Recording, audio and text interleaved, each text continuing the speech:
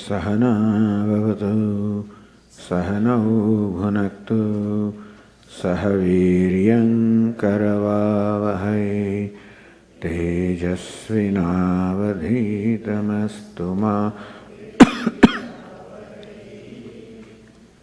ॐ शान्ति शान्ति शान्तिः ॐ पूर्णमदः पूर्णमिदं पूर्णात् पूर्णमुदच्यते पूर्णस्य पूर्णमादाय पूर्णमेवावशिष्यते ॐ शान्ति शान्ति शान्तिः श्रुतिस्मृतिपुराणानाम् आलयं करुणालयं नमामि भगवत्पादं शङ्करं लोकशङ्करं शङ्करं शङ्कराचार्यं केशवं बादरायणं सूत्रभाष्यकृतौ वन्दे भगवन्तौ पुनः पुनः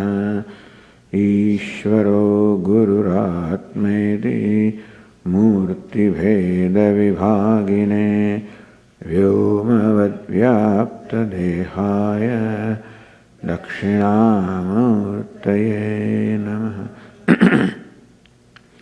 ॐ पार्थाय प्रतिबोधितां भगवता नारायणेन स्वयं व्यासेन ग्रथितां पुराणमुनिना मध्ये महाभारतम् अद्वैतामृतवर्षिणीं भगवतीम् अष्टादशाध्यायिनीम् अम्ब त्वामनुसन्दधामि भगवद्गीते भवद्वेषिणीम् यं ब्रह्मा वरुणेन्द्ररुद्रमरुतः स्तुन्वन्ति दिव्यैस्तवैः वेदैः साङ्गपदक्रमोपनिषदैः गायन्ति यं सामगाः तद्गतेन मनसा पश्यन्ति यं योगिनः यस्यान्तन्न विदुःसुरासुरगणाः देवाय तस्मै नमः।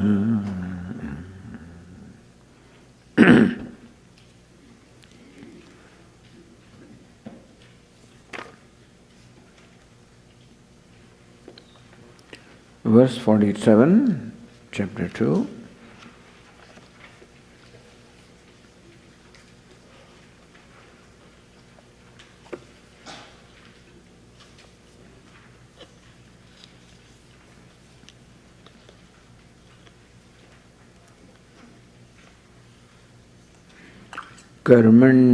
कर्मण्येवाधिकारस्ते मा फलेषु कदाचन मा कर्मफलहेतुर्भुः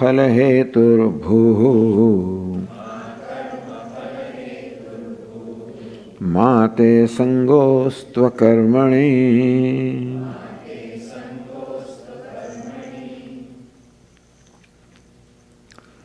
कर्मणि एव ते अधिकारः. Your choice is in action only. Ma phaleshu kadachana, never in the results thereof. That's the translation of the first line. The word adhikara can be understood in different senses. Last time we discussed, one meaning of word adhikara can be your responsibility. Inasmuch as Arjuna declared, Nayotse, I will not fight this battle. He had his reasons for not doing so. He advanced those reasons before Lord Krishna and in his own mind concluded that fighting this battle was not right because of his interpretation of what this battle involved. He looked upon this battle or action as himsa or violence because the action involved the killing of so many people. Even killing of people also did not matter to him so far because he has gone through many battles in the past. But this time it was the killing of Swajanam or his near and dear ones. And that is what triggered this whole chain of thinking in his mind. Meaning that fighting the battle has never been a problem for Arjuna. Because he knew he was a Kshatriya and it was the duty of Kshatriya to do that job when necessary to defend the people, defend the society, defend the dharma, the righteousness. And this time also Arjuna was called upon to resist the evil in form of the adharma that Duryodhana represented. So from that standpoint, it was right thing to do. But now Arjuna's standpoint has been influenced by the specific people who are there in both the sides of the battlefield. Perhaps this kind of an occasion had not occurred in life of Arjuna earlier. It did occur once before, but still, it is the first time that people involved on both sides of the battle were his kith and kin and near and dear ones. And that is what triggered a chain of thinking. In fact, that's what influenced his mind. This is what we call attachment. Attachment to Swajanam, my own people. If they were just people, if what was on the other side were enemies, and what was on this side were my supporters, if these people were looked upon simply as people, then perhaps this kind of conflict would not have arisen as it did not arise in the past. But today he looks upon them as my people, meaning that he is associate. Meaning that the outcome, what will happen in the battle will personally affect him in terms of a personal loss of his relatives, his friends, his kith and kin, and also the death of those near and dear ones whose presence was important in his life. If death of the people has no effect as far as my life is concerned, perhaps it may not much matter to me. But whether Bhishma and Drona and these people, their being was important to him and their death would be something that would be loss to him. So the outcome of this action is what in fact made Arjuna come to the conclusion that I do not want to fight the battle. The outcome was unpleasant. Outcome was painful. Personally painful. Not that it was painful to some people who are going to die, but then personally painful. What matters to us is what happens to us to ourselves. All happiness and unhappiness is only centered upon I. If I stand to gain, then I'm happy. If I stand to lose, I'm unhappy. Although we may feel that the happiness and unhappiness arises on account of something that happens to somebody else, but basically the happiness and unhappiness both are centered upon I, which is what Arjuna discovered today, and that he realized that the consequences of this battle would be very painful. It would be a great loss, personal loss. It is that which influences thinking. How our thinking is influenced by our emotions. The intellect thinks all right, but then even the way the intellect thinks also can be highly influenced by the emotions. In this case, this attachment and aversion on the part of Arjuna influenced his thinking in such a manner that he found justification to conclude that this was adharma. That fighting this battle was not dharma, but it was adharma. That it was himsa or violence. And violence is adharma. Therefore, fighting this battle is adharma. And to act in keeping with dharma is what he is required to do. Therefore, he found justification in not performing this action. And that is why he says to Lord Krishna, Nayotse, I will not fight this battle. So thus, Lord Krishna in fact has to transform or make him see how his train of thinking is not right. Yes, the way he thought is one way of looking at things. But then that is not the right way of looking. And Lord Krishna wants Arjuna to recognize that fighting this battle is dharma and not adharma. If fighting this battle is adharma, then even Lord Krishna also would not want Arjuna to do that. Understand that Lord Krishna does not have an agenda to make Arjuna fight this battle by hook or crook, by any means. There is no agenda of Lord Krishna. So whether the battle is fought or not is also not Lord Krishna's agenda. Lord Krishna's agenda is only Arjuna's well-being. That's very important.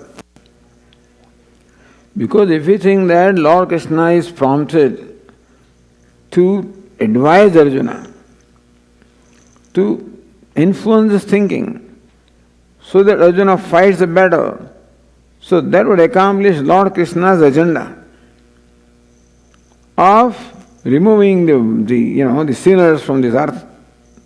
Vinashaya Chidukyotam, the destruction of the wicked. If that is agenda, he looks upon Arjuna as an instrument of accomplishing his agenda, then Lord Krishna's eye is involved, understand? So whenever we do something, if a personal agenda gets involved, then that is going to be contaminated. The only way that what we do will not be contaminated is when the personal agenda is not there at all. If the I is not involved at all, if only you or others are involved, and it is only for their well-being that what is said is being said. Meaning that Lord Krishna's word also will become pramanam, a valid means of knowledge only if these words are uttered only for the well-being of Arjuna, where Lord Krishna has nothing personal to gain. Otherwise, there are people who see also Lord Krishna's agenda in this, in which case then even this teaching would not become pramana. Lord Krishna has no agenda at all. This is what our Shraddha is. What is this called Shraddha? The Lord Krishna has no agenda simply because we look upon him as the incarnation of Lord. Name parthasti kartavyam trishu lokeshu kinchana. Later on in the 3rd chapter, Lord Krishna will say that, hey Partha, hey Arjuna, there is nothing that I have accomplished in all the 3 worlds. Nanavaptam avaptavyam. There is nothing that is not accomplished by me which I need to accomplish, meaning that I am a complete being, everything is accomplished, I am krutakrutya, I have done whatever is to be done. I have no agenda at all. Vardha evacha karamani, and still Arjuna, you see that I am constantly engaged in activity. Meaning that the activity in which Lord Krishna is engaged is totally free from any kind of an influence of the personal agenda on the part of Lord Krishna. This is the first important thing. This is called Shraddha. If this Shraddha is there, if this trust is there, then alone Bhagavad Gita becomes Pramanam, otherwise it doesn't become Pramanam. When the sage of the Upanishad, when he teaches, whether it is Yamaraja teaching Nachiketa, or Angiras teaching Shaunaka, or any other teacher teaching imparting teaching a disciple in Upanishads, it is Pramanam because the teacher has no agenda at all, other than imparting knowledge to the disciple, and only agenda is to make sure that the disciple is enlightened. That this teaching brings about the well-being of the disciple. If that is the agenda of Lord Krishna, that this is taught merely for the well-being of Arjuna, then alone it would in fact attain the status of Pramana. And so, Lord Krishna, therefore, whatever says is meant for the well-being of Arjuna. What is well-being? Moksha. So moksha is the moksha se ashubhat. It is from freedom from ashubha or inauspiciousness, freedom from sorrow, freedom from ignorance, freedom from death. The three kinds of freedom that a human being wants. He wants to be free from death because we do not like death, we do not like ignorance, we do not like sorrow.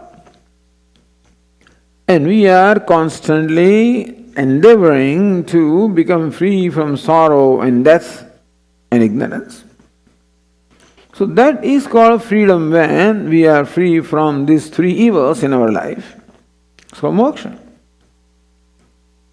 And this is moksha shastra, therefore, the only agenda that Lord Krishna has is to make Arjuna free from the ashubha or inauspiciousness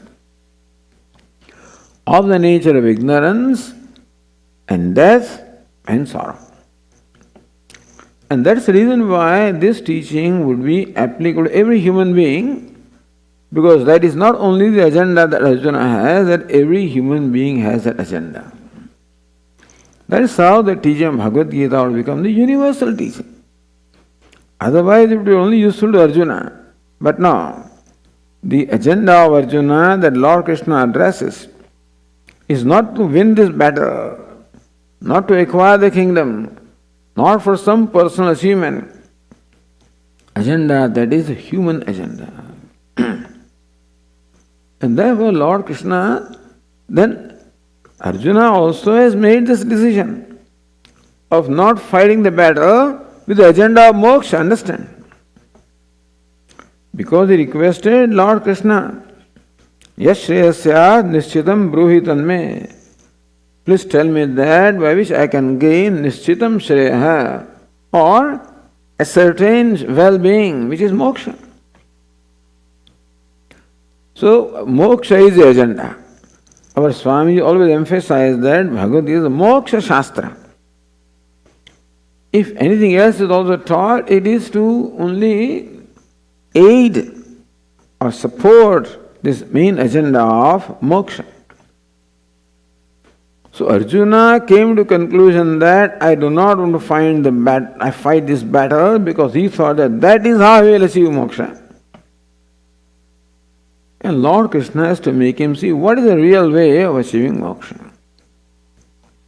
So karmanyavadhikarasya, your conclusion that not fighting this battle is what will bring about well-being of yours, so bring about moksha, is a wrong conclusion. That fighting the battle is a means of moksha and not avoiding it. Lord Krishna will say subsequently, Na karmanam anarambhat naishkarmyam purushoshante. Here Arjuna, karmanam anarambhat, by not undertaking this duty, by avoiding this duty, by remaining nishkriya or inactive, do not think that inaction is a means of naishkarmya. So moksha also is described with Naishkarma because karma is the primary background of Bhagavad Gita. Therefore we find a lot of teaching here, which is all centered on karma. Because whether to do or not to do is what in fact initiated the whole thing. So we find that the Upanishads impart the same teaching in a different way because orientation is not karma. That is where Bhagavad Gita is distinguished. That teaching of Bhagavad Gita also teaches us knowledge, Brahma Vidya, which is means of moksha, by keeping karma in mind. Living our day-to-day life in mind. Karma means living our life. We have to live our life one way or the other. And how to make that life means of moksha is what Bhagavad Gita wants to teach. Upanishad doesn't have that agenda, based generally. Because the disciples or the aspirants who go to the teacher in the Upanishads are already renunciates.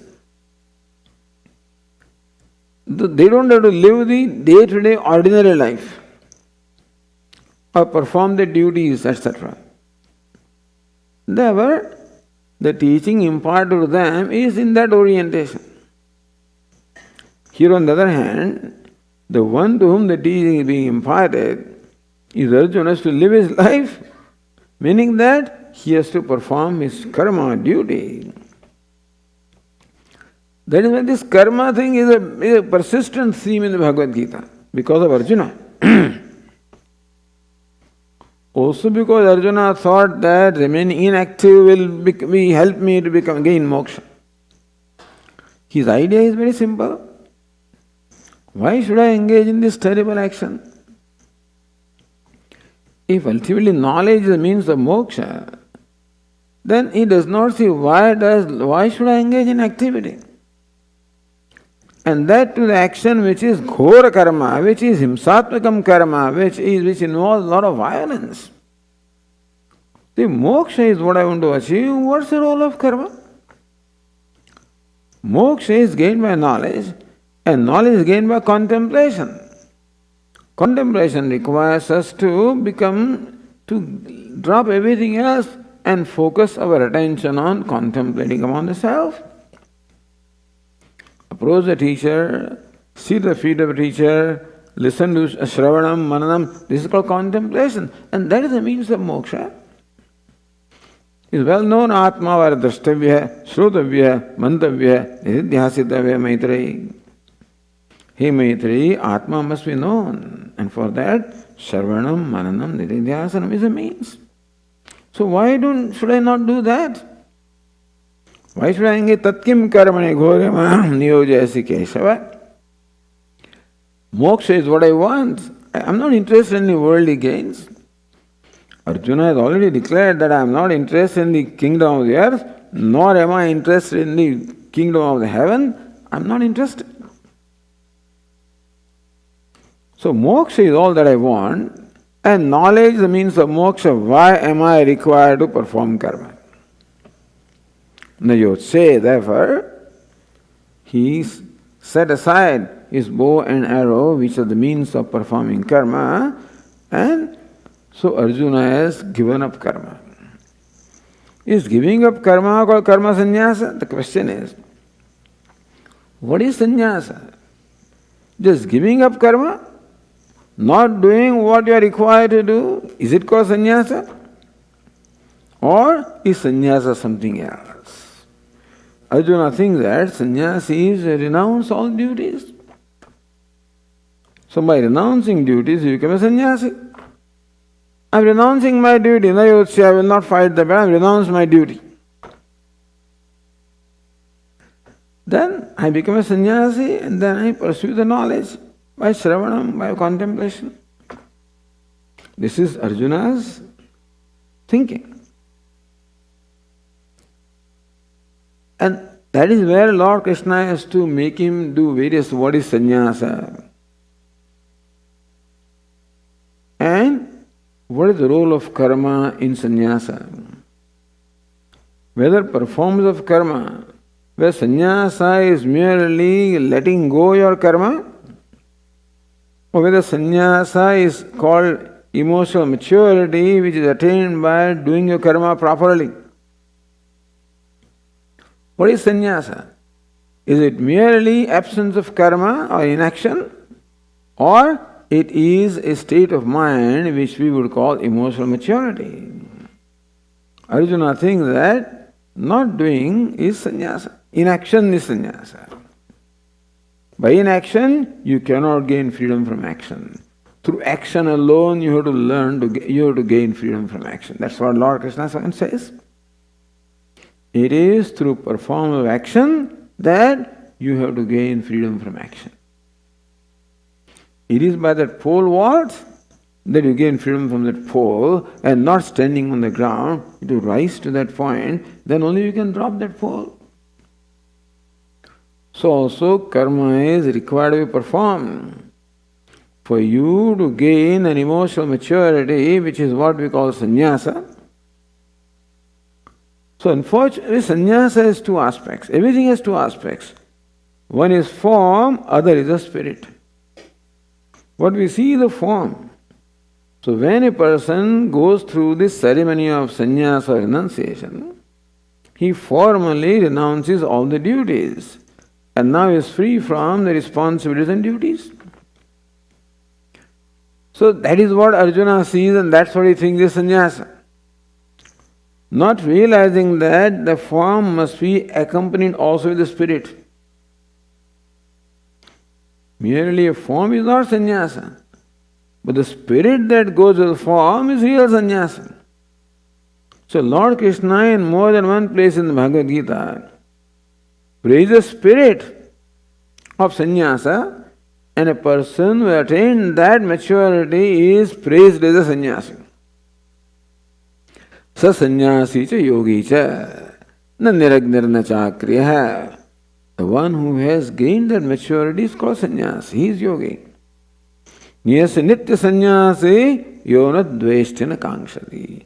One who is free from dvesha and akanksha, dvesha and raga, may you know him to be sannyasi. Nitya sannyasi, even when you see him performing actions, even then also he is sannyasi. So Lord Krishna provides an insight into what sannyasa is, which perhaps we don't find in Upanishads, because I guess it's taken for granted that one has gone through all of this. But what does one need to do to become a sannyasi is what Bhagavad Gita teaches. So therefore, Lord Krishna in more than one places praises sannyasa in the form of emotional maturity, which is more important than the form in terms of giving of action. So between the spirit and form of sannyasa, Arjuna thinks that the form is sannyasa, meaning giving up karma is sannyasa. Lord Krishna wants to emphasize that it is spirit. It is the emotional maturity characterized by the freedom from raga and dvesha. Meaning freedom from all the impulses in the mind. Raga and dvesha, or attachment and aversion, stand for all the impulses. Includes kama, krodha, lobha, all. So cravings and longings and anger and greed, all of these are included. Jealousies, frustrations, whatever impulse is there, when we are pressurized, when we are controlled, when we lose control over ourselves, and when we are compelled to do things, whether we want them or not, that's called an impulse. When an impulse is there, I no more enjoy the free will. The free will is relegated. It's impulse that takes over. When I get angry, it's anger that decides what I do, and not my viveka buddhi or my sense of discrimination. So gain first of all an inner control or mastery over your mind. Nirdvandva nitya sattvastha niryogakshema atmavan Atma is the one who is alert, who is vigilant, who has control over his mind. In light of that, Lord Krishna says, Karmanyavadikaraste Arjuna, it is right for you. You call it choice, call it what is right, call it responsibility. Because your choice in action, choice always presupposes responsibility. Choice can be an irresponsible choice, in which case that choice will hurt us. Human being has the freedom to choose, free will. But that freedom to choose becomes a blessing only when that freedom is exercised in a responsible manner. So the translation is your choice is in action. Means that it is a responsible choice, not just choice. You must make a choice in a responsible manner. When you are given the freedom to choose, it also goes without saying that it is your responsibility to make the right choice, because you are liable for the consequences of the choice that you make. You have to live with, you have to accept the responsibility of consequence of the choice that you make. Therefore, the choice means responsible choice. What is responsible choice? Arjuna wants moksha. So what's responsible for Arjuna? Not for everybody. Te adhikar karmani eva te adhikar. Te means you. So you have, Lord Krishna says you. You means what? Arjuna means anybody who has that state of mind that Arjuna has, who has a lot of conflicts. In fact, Arjuna's whole thinking has been influenced by attachment and aversion. The attachment to his kith and kin, those to his svajana or his near and dear ones, cause aversion for the battle. He decided, I will not fight, not based on his right thinking, based on an aversion, a dvesha for the war. So dvesha is created for the war because of raga for his people. So raga, dveshas go together. When there is attachment for something, it has a potential of bringing about aversion for something else that comes in the way of fulfillment of that attachment. So Arjuna sees his battle as an obstacle. Obstacle to his affection, the security that he gains, the sense of well-being that he gains from the presence of this near and which he may not have so far, though these fellows had driven them in the forest actually. It's amazing. This Duryodhana and all these people alone were responsible for the exile and suffering for so many years, 12 years or 13 years. But he has forgotten. That is what brought him to the battlefield. I'm going to settle the account. See how the whole thing disappears. When attachment comes, the whole thinking disappears. No, they are my people. How can I fight with them? How can I kill them? So, swajanam yata katham sukhina syama swajanam yata, by killing our near and dear ones, how can we be happy? Thinking has changed. Meaning there is attachment for these people which has set the whole thinking pattern in Arjuna. And the decision of not fighting the battle that Arjuna came to was prompted by ragadvesha rather than by viveka or a sense of discrimination. All that Lord Krishna opposes is ragadvesha. It does not matter, Lord Krishna, whether Arjuna fights or not. What matters is that whatever decision Arjuna makes must be made by a mature mind, not mind influenced by any impulses, by any compulsions, by ragadveshas. It must be made, the decision made by a contempt-thinking mind, discriminating mind.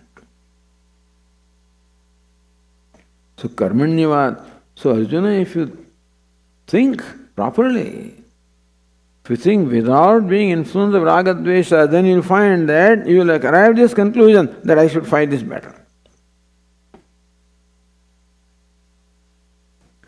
So by this, Lord Krishna says that your conclusion that I will not fight is arrived from, is influence of raga dveshas. And if you think objectively, that's the word our Swami used to like, objectivity. What is being objective? Is being free from the influence of raga and dvesha or influence of any impulses. When my mind is free from impulse, then alone my free will can come into play, otherwise it cannot. It is possible that even with free will I can make a wrong choice. That is possible. Just because we use free will doesn't mean that we never make mistakes. We can make mistakes. But there will be mistakes from which we can learn. If we made a deliberate choice, and then from the outcome we realize that we made a wrong choice, then we can correct. The choice was not made by us, choice was made by our raga dveshas, then we can never learn because we haven't made the choice. So free will does not mean that a person does not make a mistake. Even discriminated thinking also may not be always right. But there is always a scope of learning and growing and changing. So if you think objectively, then realize that karma or performing this duty is the right thing to do. Karmanyavadhikaraste. Meaning that you do not have adhikara. Don't have the freedom in inaction. Inaction, you have no choice in not acting. You have no choice in not responding to a situation.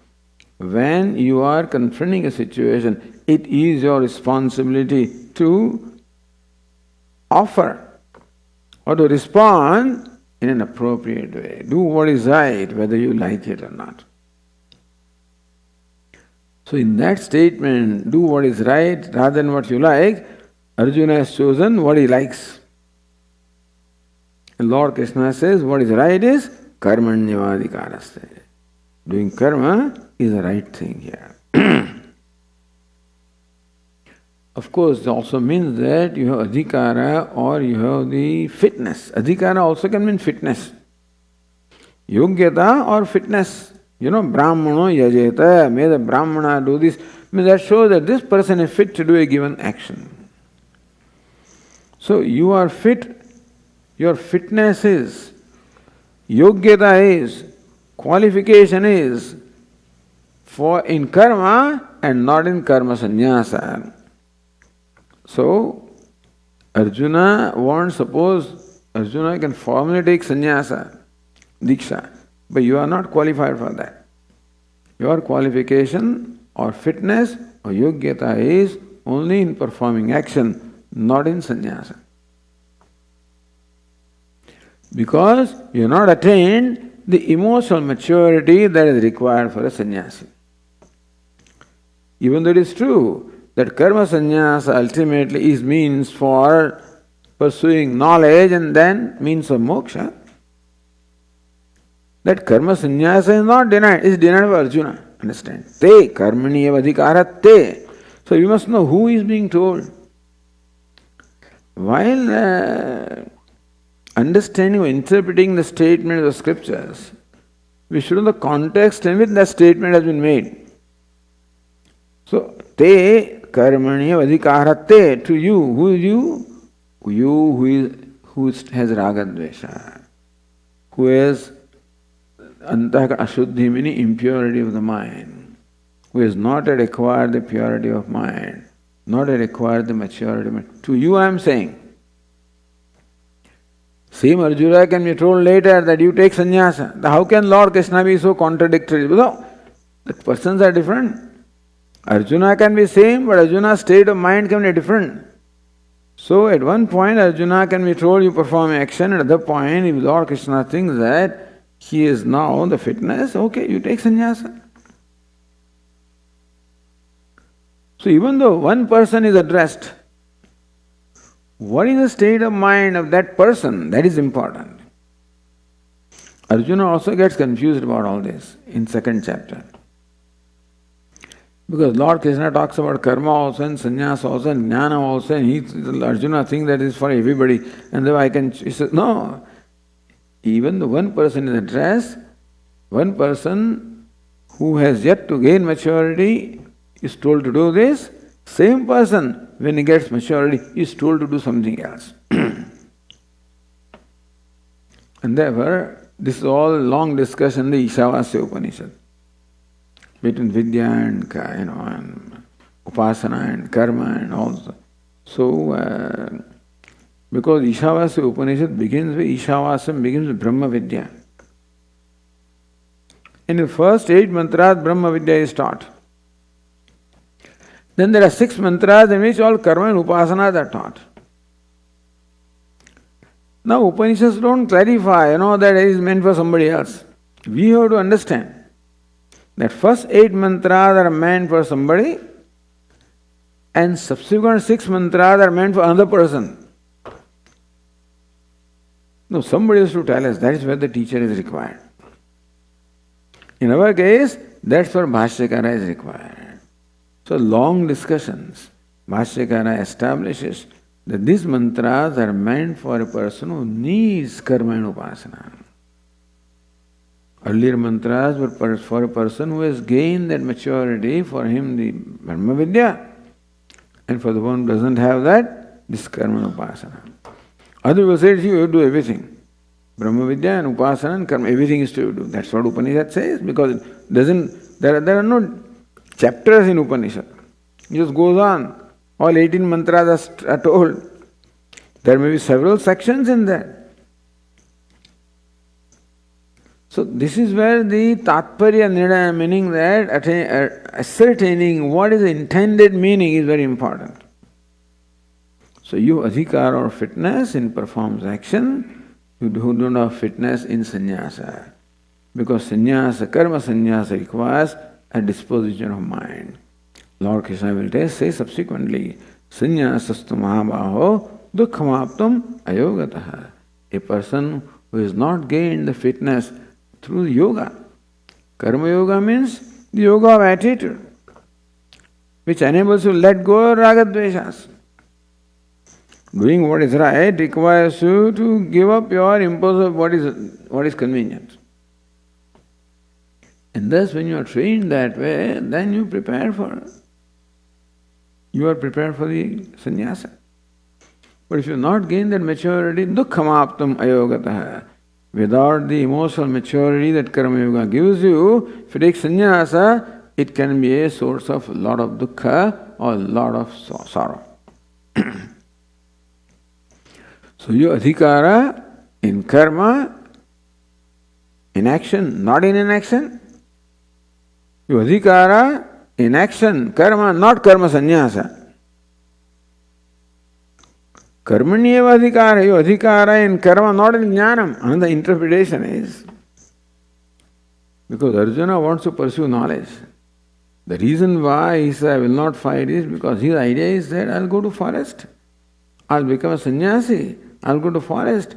I'll contemplate. I'll get the knowledge. Says, no, you do not have fitness to pursue the knowledge.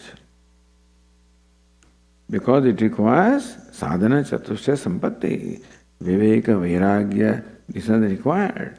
Unless you gain those qualifications, pursuit of knowledge will not be fruitful. You can do what you want to do. I mean, you can't prevent a person from doing something. Lord Krishna cannot prevent Arjuna from taking sannyasa. Ultimately, choice is Arjuna's. Even in Bhagavad Gita also. See, understand that how the person always had a freedom in our culture. Vimrushaitada seshena yathechasi tatha kuru. The 18th chapter, Lord Krishna says, Vimrushya, may you please reflect upon everything that I have said. Idade jnanam akyanam guhyat guhyataram maya vimrushya et. So I have already told you everything, and may you therefore reflect upon it in its entirety, and then arrive at your own conclusion. I can warn you that if your conclusion is, I will not fight the battle, I can warn you what can happen. Yadahankaram ashritya nayotsiri manyase mityaisha vyavasayaste prakrutiswam niyokshati. Here Arjuna, without thinking, in spite of my having told you all of this, and still you think that I know what I have to do. I don't need Lord Krishna's teaching or advice. Suppose you think that I am quite capable of arriving at my own conclusions. Ahankaramashritya, with arrogance, you make a decision. Not because of viveka, because ahankara. And if your decision is, I will not fight the battle, understand that there is going to be a wrong decision, because you will not be able to in fact put into practice that decision, because you have no freedom to decide to do according to your decision. We must gain the freedom to do what our mind, what our intellect says. We don't have that freedom. Intellect says one thing and mind says something else. Intellect knows that I must speak truth. Mind has its own agenda and forces me to tell a lie anyway. Similarly, Arjuna, if you think that you will not fight the battle, your mind will not support you.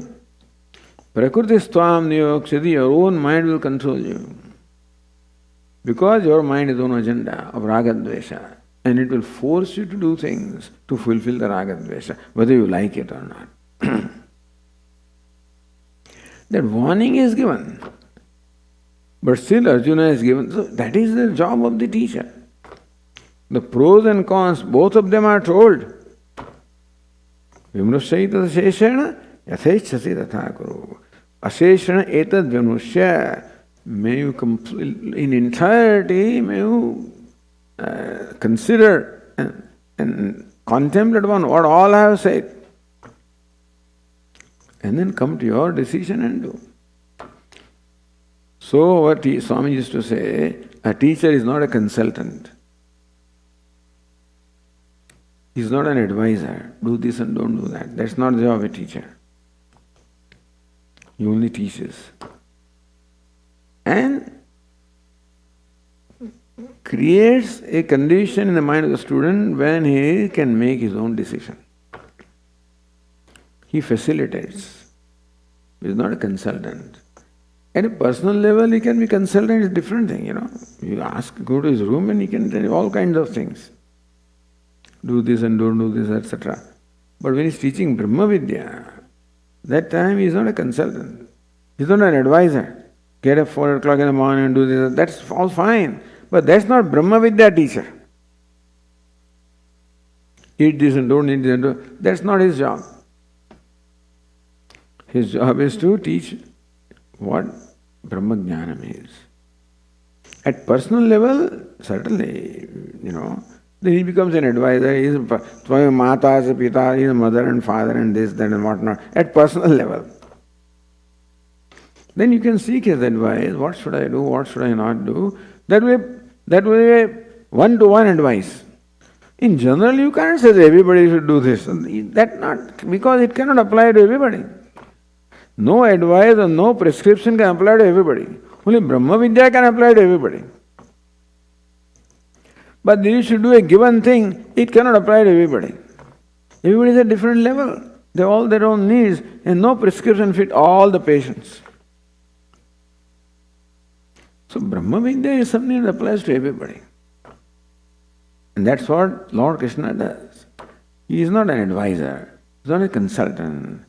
I'm telling you, come on, do this. Arjuna doesn't say that. He wants Arjuna to make the decision. And for that, Lord Krishna is ready to do what is required to be done.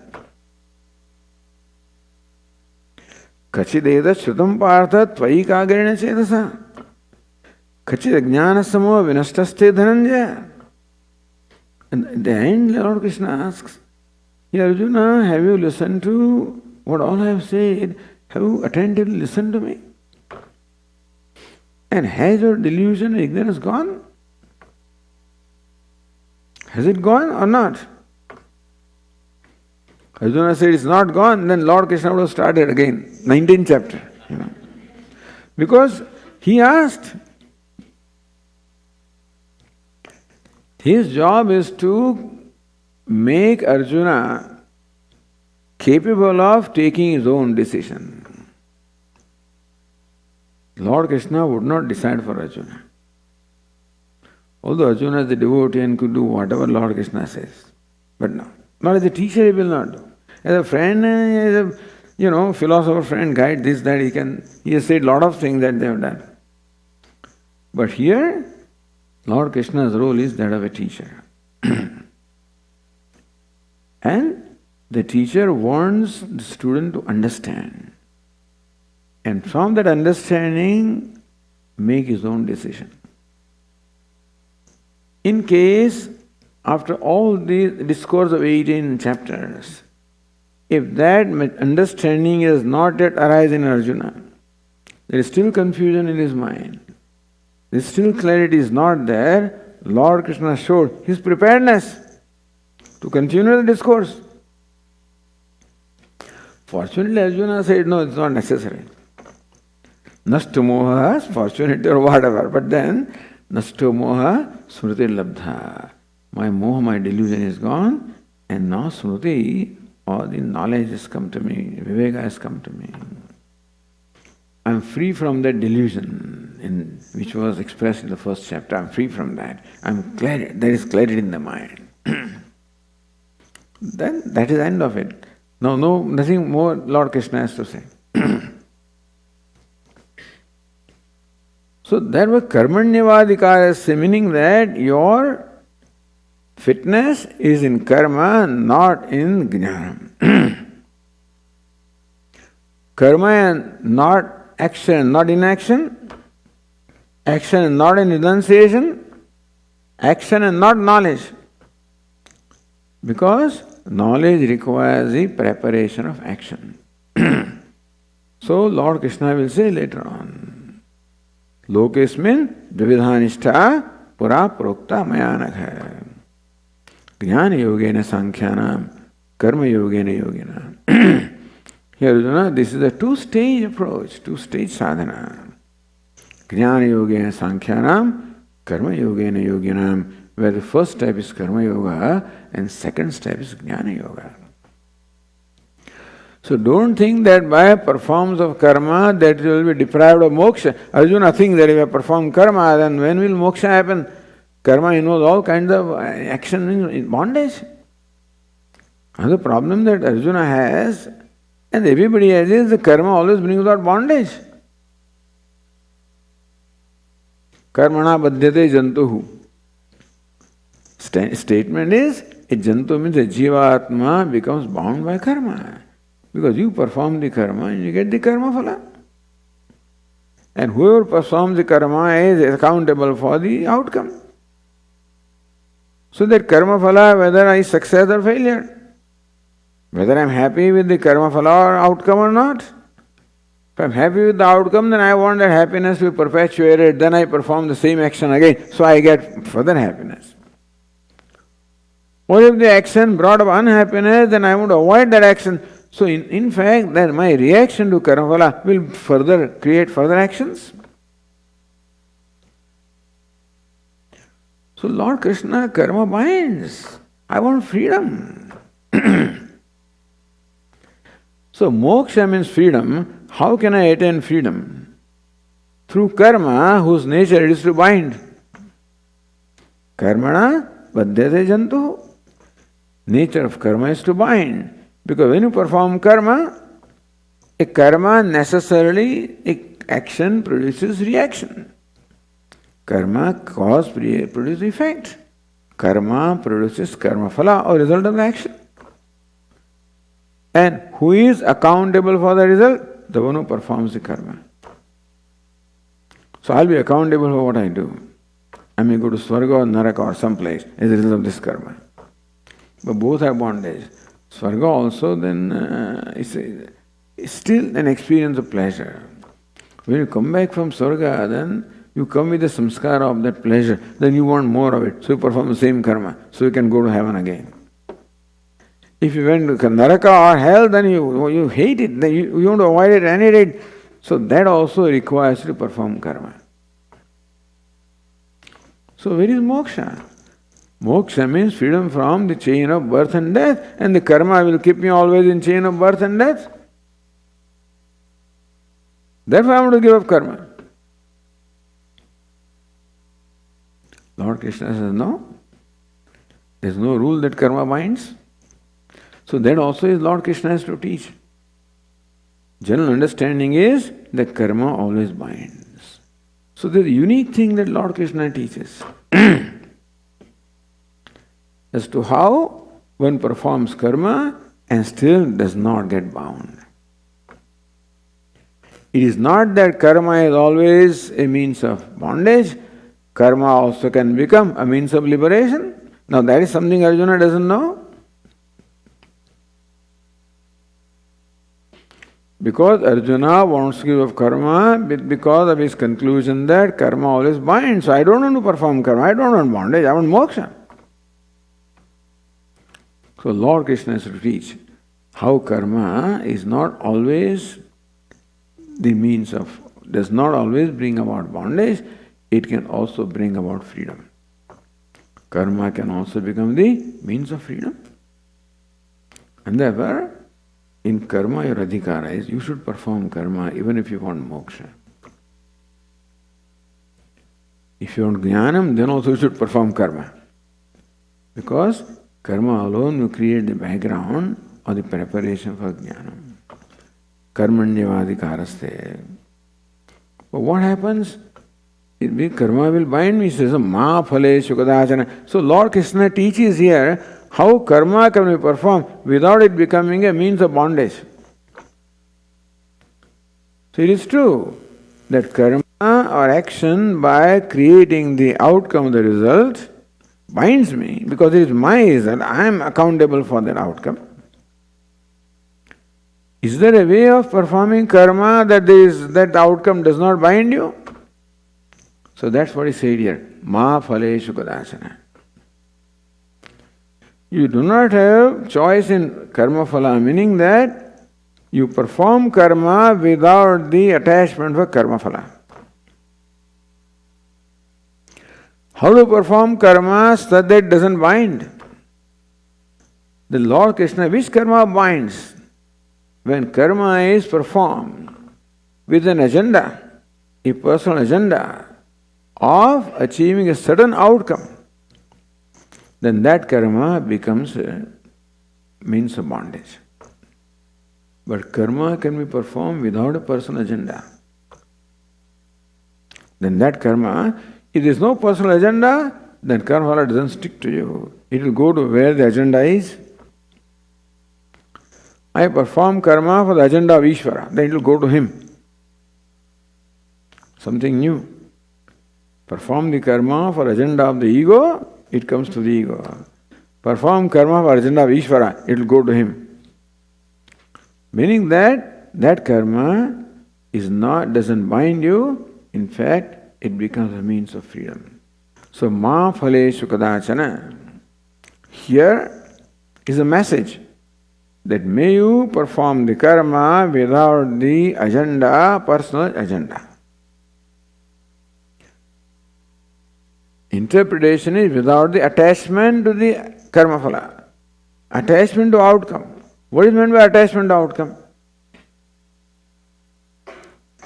Attachment to outcome means my expectation or demand that outcome should be such and not others. When I want a particular outcome from the karma and I do not want other outcome. So when for the outcome of karmaphala I have raga or dvesha. Raga means I want a particular outcome.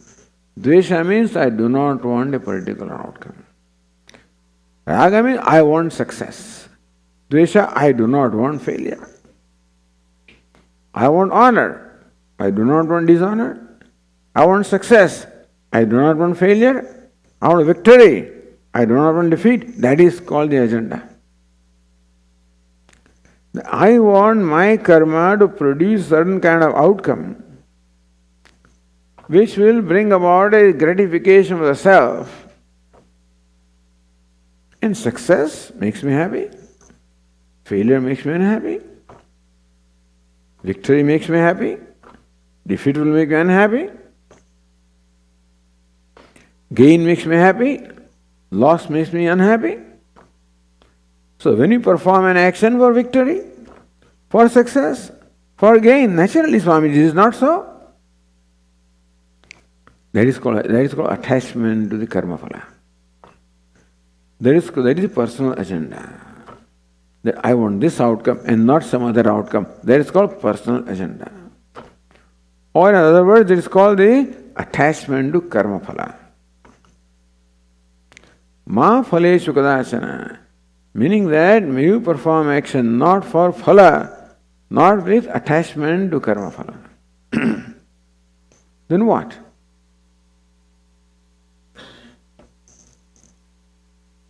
That when you perform karma, that there must be success, you should not insist that my karma should produce success. Your karma can produce failure also.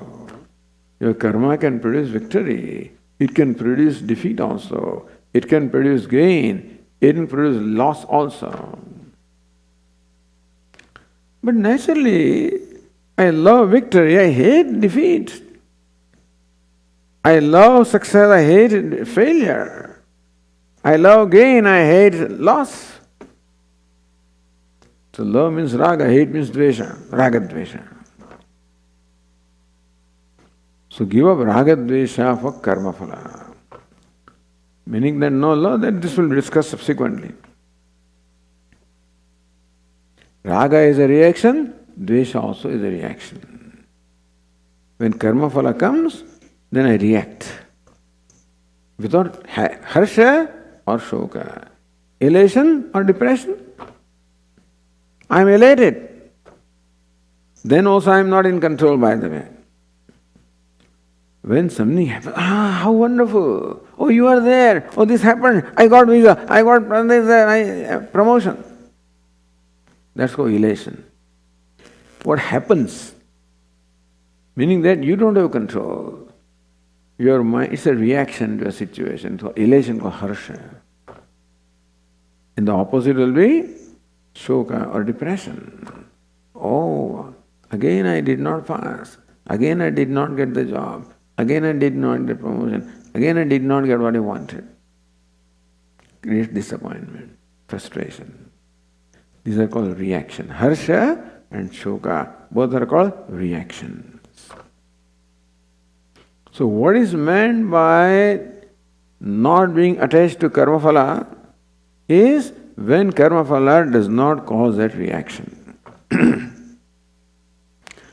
Then Lord Krishna will say, samatvam yoga uchyate, having sameness with the mind. Next verse itself will say, siddhya siddhyo samo bhutva samatvam yoga uchyate. Siddhi means success, asiddhi means failure. So this will be explained subsequently. Karmaniya vadikaraste ma phaleshu kadachana. Will be explained. Yogastha kur karmani. Adhikara means you perform action means what? Yogastha guru karmani. Sangam tyaktva dhananjaya. That's the explanation of karmaniya vadikaraste. Ma phaleshu kadachana. Siddha siddhyo samo bhutva samatvam yoga uchyate. Explanation of this verse will be subsequently given by Lord Krishna. So in this line, Lord Krishna is asking Arjuna to perform his duty without a personal agenda. That's called without the attachment to karma phala. Ma phaleshu kadachana. You don't have freedom, choice is okay. Of course, that is a simple thing. But even more than that, that we will not make karma phala as the basis of performance of karma. Let karma be the basis. The second line says that will continue after the break.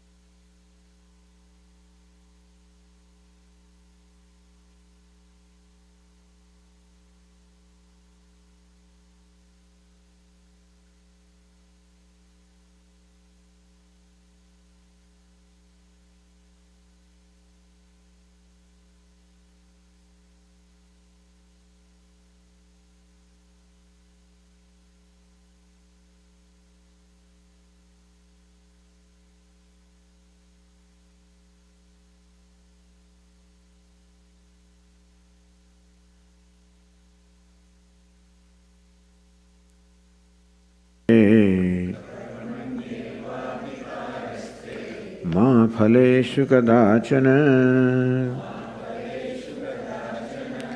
मा कर्म फल हेतुर्भुः मा ते संगोऽस्त्व कर्मणि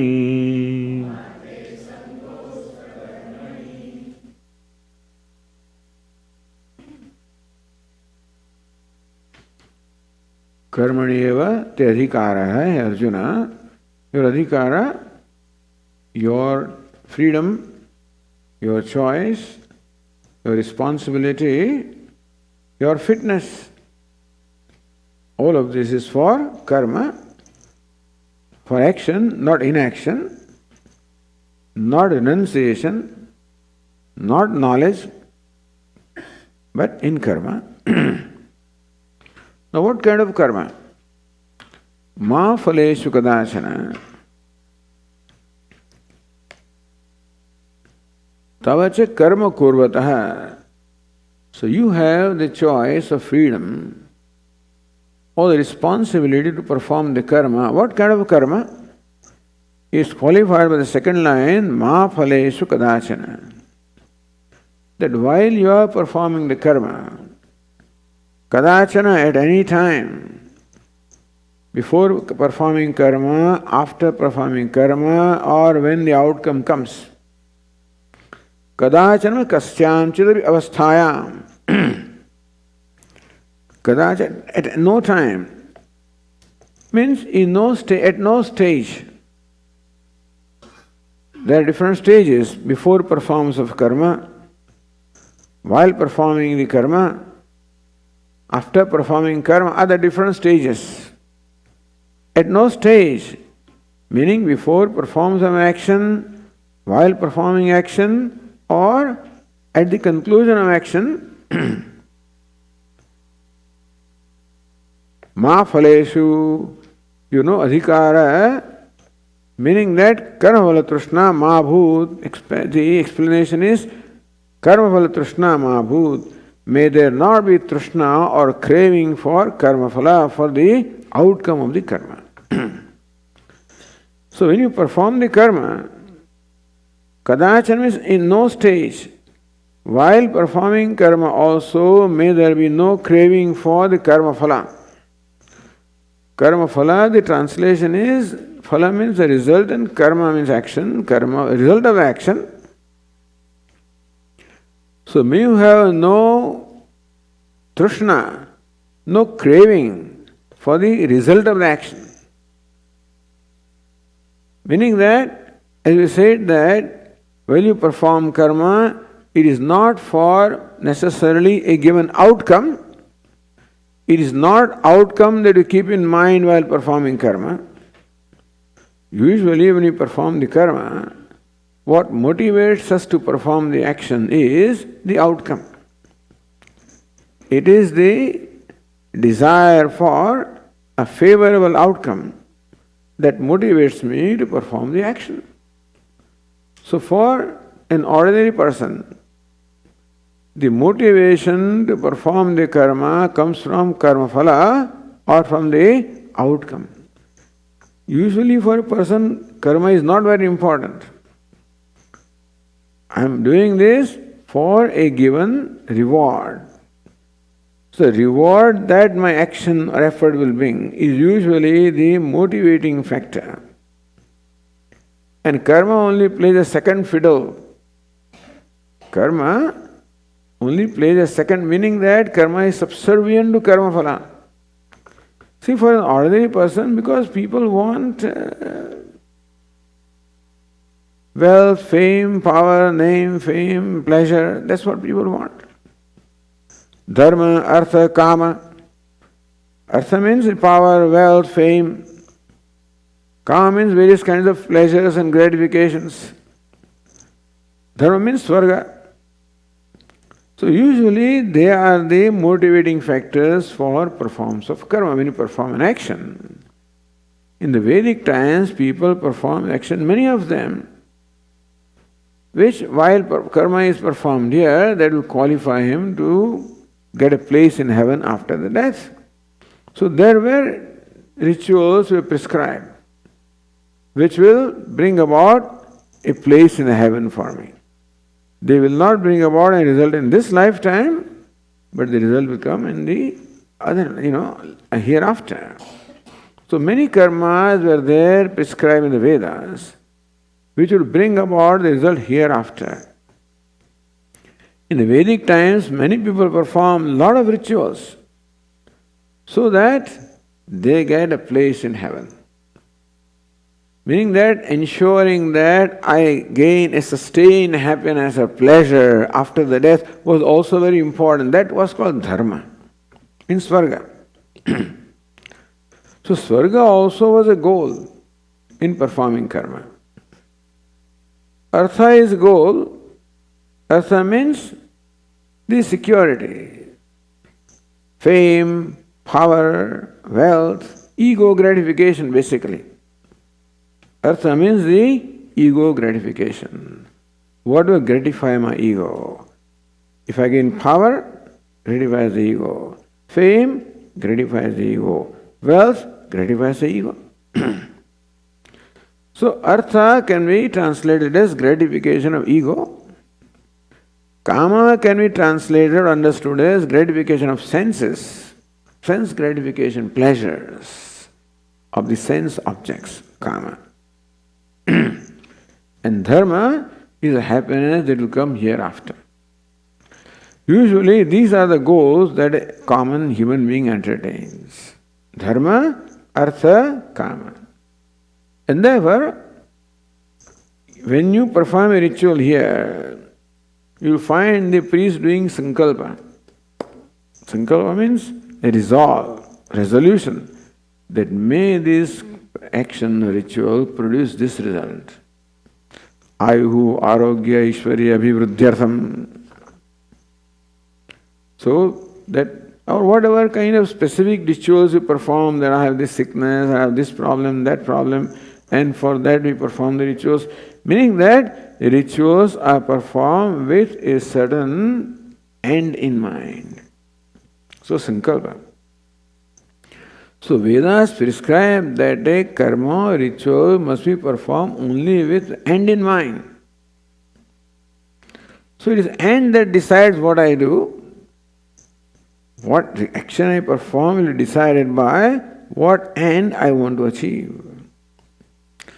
And therefore, while performing action also, what is most predominant in my mind is whether or not I will achieve what I want to achieve. Whether I will be successful in what I want, what I am doing. So whether the reward will come or not. So that is what is the predominant. So therefore, the meditation that goes on in my mind while performing karma is more the meditation upon the reward that the karma will bring, because that is more important.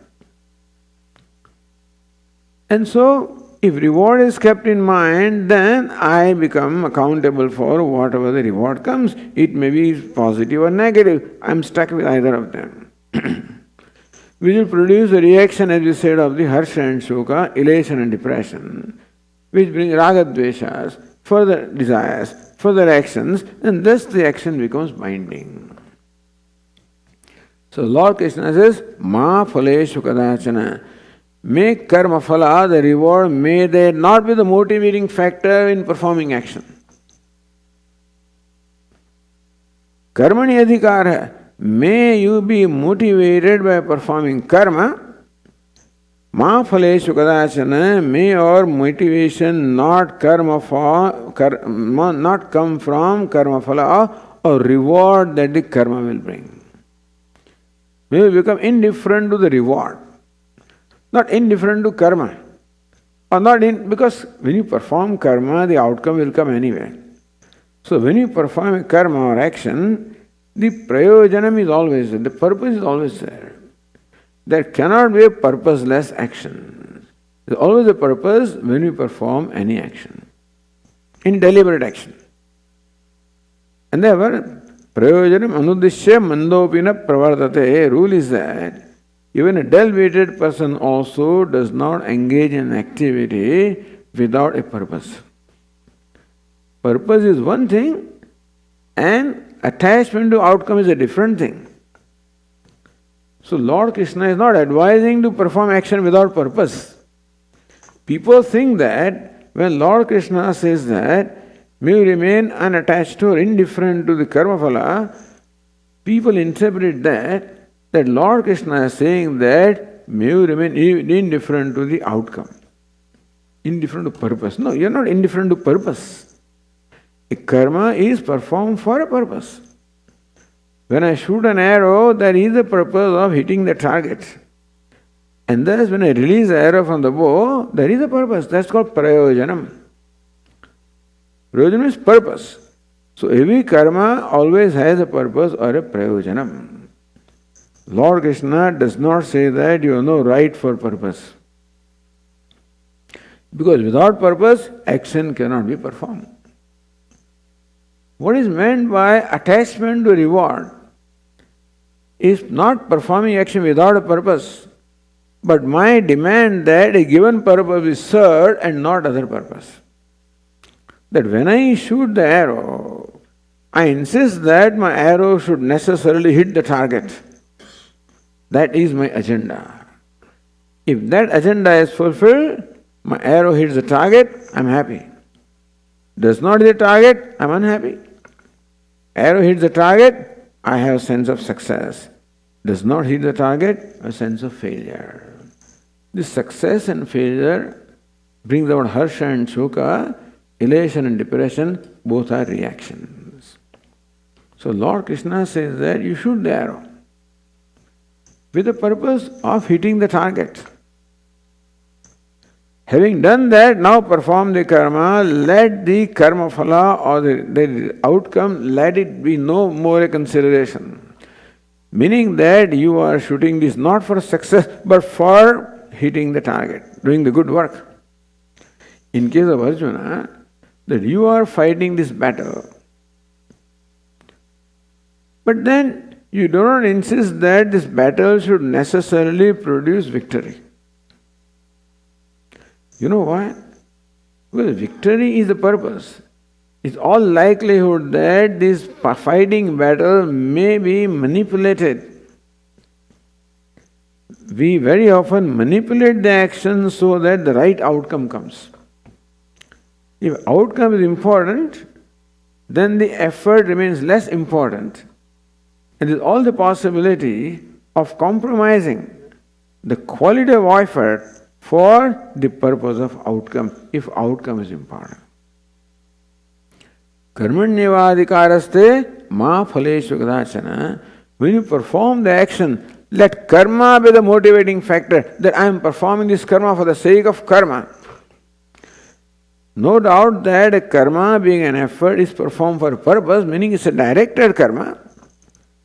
But whether that will bring about a desirable award or not is not my concern. Is not my agenda.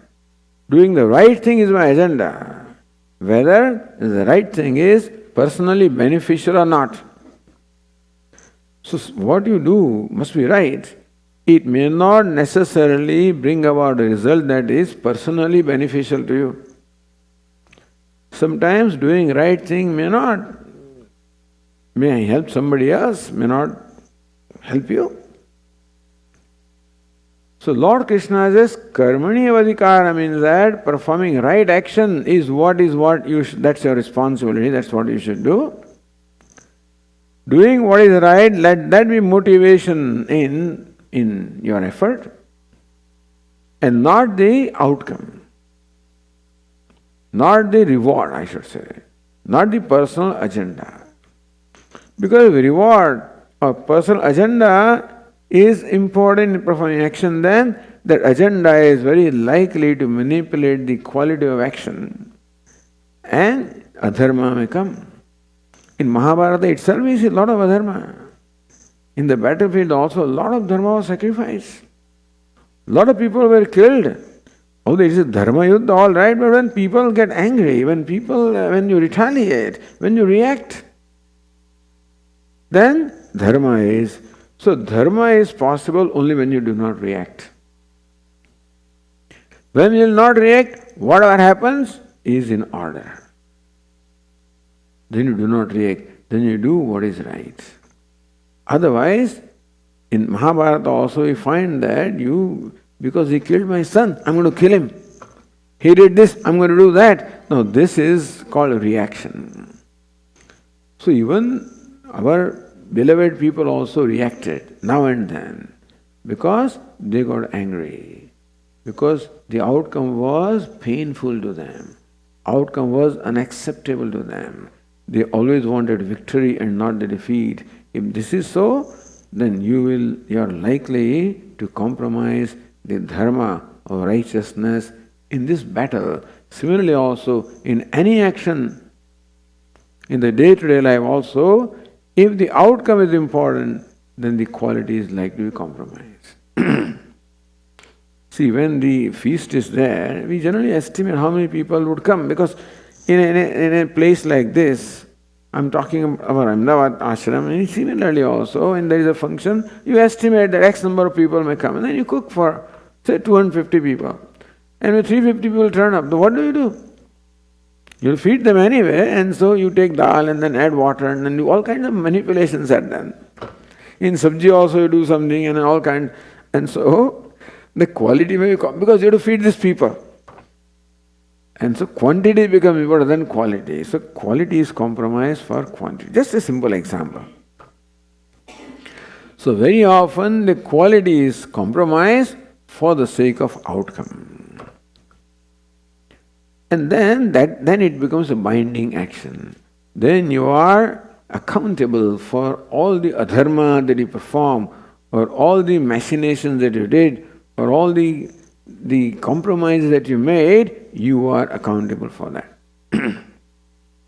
If you perform an action without any compromise in the righteousness of action, then the action does not become a binding action. That's what Lord Krishna says. Because when the quality of action called dharma is important, then outcome is not something that you bother about. Outcome is favorable, is fine. Unfavorable, then also is fine. There is called ma phale shukadachana. What is meant by attachment to the outcome is when I react to the outcome. When for me, only a given outcome is acceptable, other outcome is not acceptable. But then I can't control the outcome. Outcome is controlled naturally by forces other than my action is one of the important input, but there are many other factors also that determine the outcome. And I do not, as Swami, I do not call all the shots, so there is no certainty as to what the outcome will be. And so do not react to the outcome. Accept outcome gracefully. That we'll discuss in the next verse. Siddha siddhyo samabhutva samatvam yoga uchyate. But what this verse says is that let not the reward, the personal agenda of personal reward, let that not be the motivating factor in performing an action.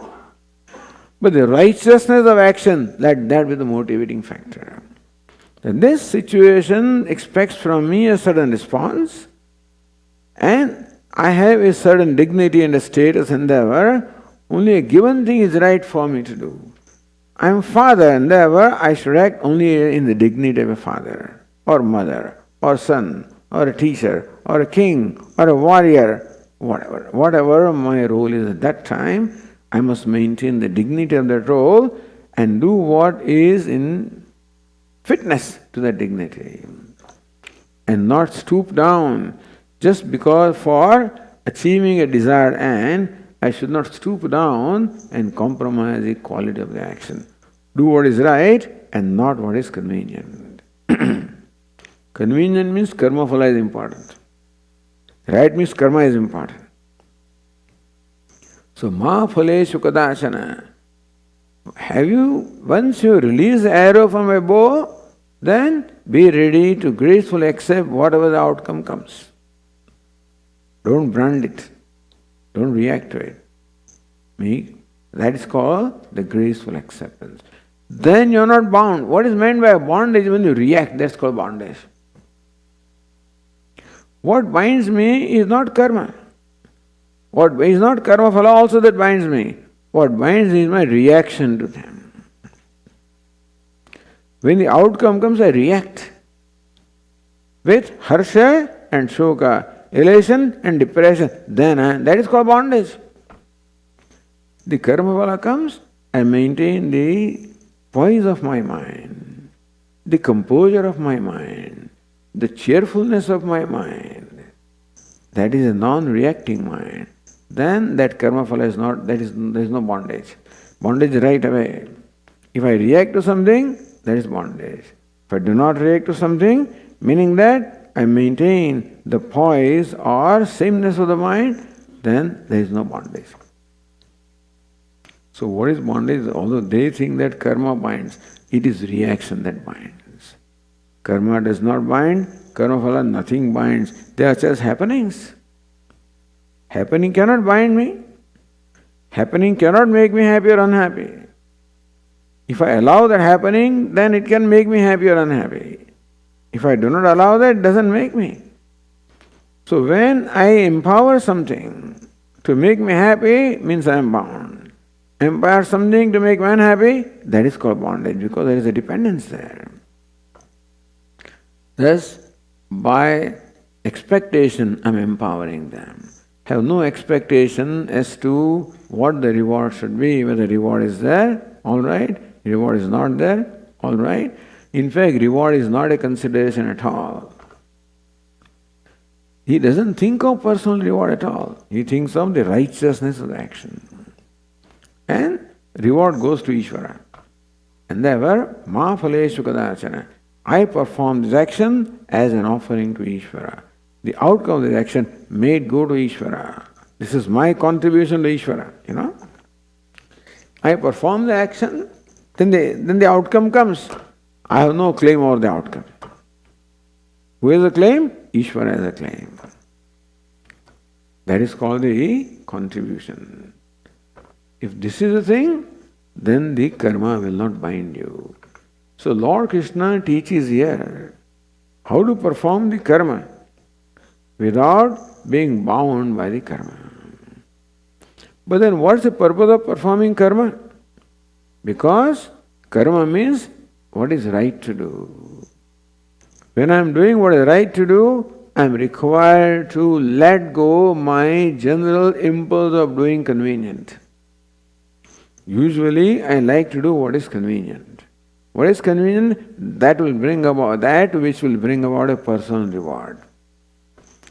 But when I am committed to what is right, personal reward is no more a criterion.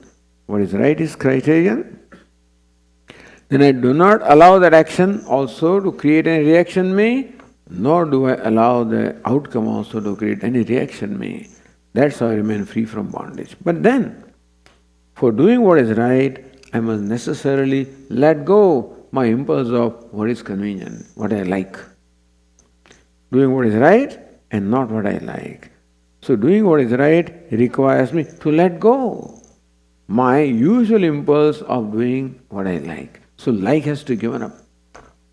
Because what is right requires me to give up my likes and dislikes. And in that sense, that action becomes a means of moksha, means of freedom. Action is action. It is attitude that binds me or attitude that frees me. What is attitude? I should do what is right. Karmaneva adhikaraha. It is your responsibility to do what is right. You are a Kshatriya. What is right for Arjuna may not be right for us. So what is right is for everybody, individual. The individual has to decide what is right. For me, who am I? I am father, I am mother, I am teacher, I am student, I am king, I am subject, I am a boss, I am subordinate, I am colleague, I am friend, I am something at every situation. Is it not so? In every situation, I have to play a role. And for a role, there is something which is right. And I must play the role to the script. That is dharma, what is right. It doesn't matter what the karma is. Lord Krishna doesn't say that only this kind of karma. Karma means your duty. So what karma here means? What is right or what is your duty. So Brahmana has his own duty. Kshatriya has another duty. Vaishya has a third duty. Shudra has a fourth duty. They are all equal. The karmas are different, but they are all equal. That is all duty. So even though a Brahmana, Kshatriya, Vaishya, Shudra, each one of them performs different karma, there is something common, that the state of mind is common, that all of them are doing what is right in that situation. They do what is their duty or what is right. In that sense, they are all equal, understand? So even though the form of the karma is different, because the people who perform karma are different, therefore what karma they perform is different, but the spirit with which they perform is the same. That's what is equality. So how to bring about the equality or similarity in dissimilar things? Not by giving them the same karma. That's how they equate the equality. That I should be allowed to do what I want, what you do. I want to do that also. That was not the idea of equality in the Vedic times. Equality was equality of the attitude, of the spirit, because it is attitude that brings about happiness or unhappiness and not what you do. People think that my karma brings about happiness. No. Karma phala brings about happiness. No. His attitude brings about happiness. This is for you to understand that. Attitude towards karma and attitude towards karma phala, They in fact decide whether you're happy or unhappy. Meaning that it is possible that my karma brings a lot of wealth, but with the wrong attitude, I can't be happy. It can bring about power, fame, wealth, all kinds of desirable ends. It can bring about so-called success. The attitude is wrong, because that poor thing, wealth is wealth. How does any outside thing make me happy or unhappy? Only through my mind, is it not so? With the right attitude or the right mind, a happy mind, whatever the external situation be. The secret of happiness is what Vedanta is teaching. Secret of happiness is not in what I have, secret of happiness is in what I am. So, it is the happiness that is key to success, not success key to happiness. Happiness is key to success. Meaning that is called success when I am happy. And it is attitude that makes me happy. And therefore, attitude is the means of success. Not the result, form is not so, not the outcome, the attitude. That's why Karma Yoga is the yoga of attitude. The way it did not matter to people what they were. In the olden days, there was no competition in what that I should do what other person is doing. When a Brahmana is studying Veda, why should I not study? Why should I not recite Veda? Why should I? That was not the problem there. Because they related to whatever they had to do. An artisan is happy doing what that he or she has to do, and a priest is happy doing what that fellow is. And a business or a trader is happy doing what, because that's what he's qualified for. That's what he's trained for, qualified for. And therefore, you can best do the job for which you are qualified. And there's no competition that I should do what somebody else is doing. So to compete, may I have the same attitude that fellow has. Then you can compete in the right attitude. So attitude brings everybody in the equal line, you follow? If Brahmana has the same attitude toward his action that a Kshatriya has, that a Vaishya has, that a Shudra has. What is it? I'm doing what is right to do. I'm doing what is in keeping with my dignity. I'm doing with wholeheartedness. I pour myself or my soul into what I'm doing and enjoy what I'm doing, love what I'm doing. How can you love Swami in this kind of menial action? Again, love is your subjective thing. It has nothing to do with what is out there. You can love anything provided you have decided to do that. Gardening, you can love that action. It is a menial action. No, I can only love the puja. I can't love gardening. Puja also can be done as a professional thing. Anyway, there is no rule that puja can be done as out of love. And gardener also can be a professional person. And there are people who spend hours and hours at their home enjoying that gardening work. A gardener comes and does it for 2 hours and gets this money. I don't know whether he enjoys or not. Important is what you love what you do. And it's possible to love what you do. Our Swami used to say to us, you can love anybody. You can love a retarded person. He can love, I guess. I don't know, but anyway, you can love. But people do. As a child, whatever it is you love, a child or your relative or somebody, it's not that you can only love this and not somebody else, provided you put your mind to that. Meaning that it's possible to love any action. That comes to your share. There is no competition in action. That I should only do this and not that. This is a complex now. Swami, then does it mean that Vaishya is not allowed to study Veda? But he doesn't have to study. He doesn't require the Vedas to do what is required to do. Only a Brahmana is required to study Veda for what he is required to do. You follow? A priest has to gain the knowledge for performing act of a priest. A Kshatriya should gain the knowledge for what he has to do. A Vaishya should gain the knowledge for what he has to do. So you take an MBA and such kind of degree if you are doing a business, And then you don't go to medicine and stuff like that. And nowadays, of course, you go to medicine also can do business, but basically, business requires a business attitude. If doctor requires a doctor attitude, engineer requires engineer attitude, gardener requires that attitude, artisan requires that attitude. I have seen people enjoying their work, it may be is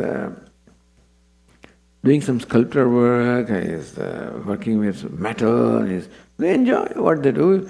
It's your disposition of mind, rather than if you already branded that this work is inferior, they require superior, then you can't have that attitude. It's a non-comparing society, meaning that people did not compete as far as what to do was concerned.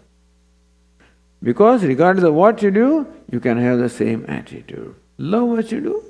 That's important. Karmani, meaning that, hey Arjuna, perform what comes on to a share, whatever life brings to you, according to your qualification. Those days, of course, it was easy for a person to decide what is right. Today, it is not easy because this kind of caste system is no more there. We are not suggesting that it should be there. But we know what is the right thing to do. It is follow the right values in doing whatever you have to do. Follow the right values and enjoy what you do. Important thing is enjoying what you do. Let karma become the source of your happiness. Then you do not have to depend on karma phala for happiness.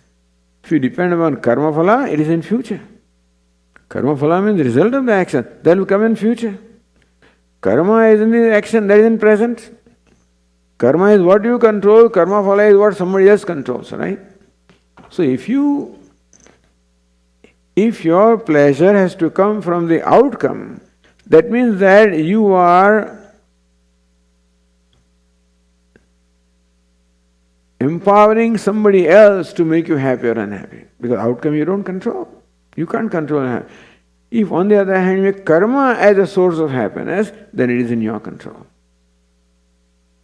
Karma is in the present, karma phala is in the future. So why do you want to postpone your happiness for future when you can have happiness in the present? People always work for karma phala. They always want reward. For them, reward is the means of happiness, not what they do. Lord Krishna says, no, what you do, let that become means of happiness. Now, how can you enjoy what you do? Why not? But I'm just doing assembly line work, Swami, you come and see. It's a very monotonous, boring work, same thing. How to enjoy that? But again, it is your decision that I cannot enjoy because the same. What is wrong with enjoying what is same? Is there a rule that just because you do the same thing you can't enjoy it? Or is there a rule that because you do different things that you can enjoy it?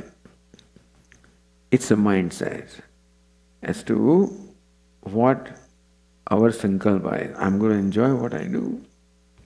You will find some enjoyable thing in that. So our Saint Kabir, he was a weaver. Weaving the cloth. No, that's a monotonous thing, isn't it? But while weaving the cloth, you get all kinds of inspirations. So many poems he has written based on weaving. That's called chadar, means, a sheet that is woven. It inspired him so many compositions.